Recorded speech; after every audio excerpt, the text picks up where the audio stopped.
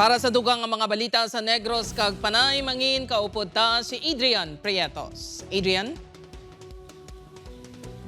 Yes, Jert mga puso, madamong ginasalamat. Sa Bacol City naman, babae nga vendor na kaligar nga ginsakit sang katapos ng clearing team sa Bacol City LGU sang ginapatigayon ang clearing operation sa Libertad Public Market. Garing balita nga itong gitutugan. Sa sininga video nga kuha sa Lizares Amelia Avenue sa likod sang Libertad Public Market, makita nga kasubo nga nagabaysay ang babae kag lalaki. Ginabutong sang babae ang ginauyatan sang lalaki nga plastic.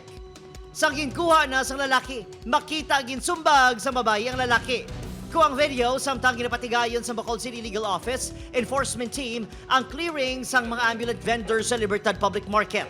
Ang babae sa video, amo si Elsie Mondragon, 63 anyos, tumandok sang banwas ng kawayan.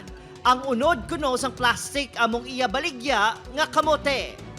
Suno siya, una kuno iniya ginpatupan sang lalaki sa video, nagbalos ini. Wala ko inanguna ko, di kasi kita ko yung pukong sa naisip na gamot ko, wala ko gimabuyan, duko ko. Kasi anong giisumba ko nila, ako kaya nagwaras ko ya sir eh. Nga doon nagwaras ko wala, ito wala na akong pamatan, hindi ko ginawa. Wala, ginhingadlan sa LGU ang lalaki nga ginareklamo sa video. Depensa sang clearing team, wala sa kamaturan ang aligasyon sang vendor. Hindi ka palumbag, hindi yan. Super.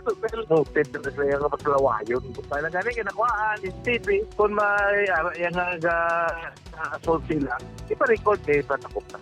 Iniman ang paninugan sang isa sa mga katapo sang clearing team. Wala kami gauna tandog sa ila mo. Pero sabi karon mga babae, hindi man na namon sir matandog sir, kay simpre babae na mo. Plano ni LC nga magpaidalom sa medical examination kag ipablatter sa kapulisan ang insidente. Santo sa ordinansa sang syudad, ginidumilian ang ambulant vendors sa non-vending zones.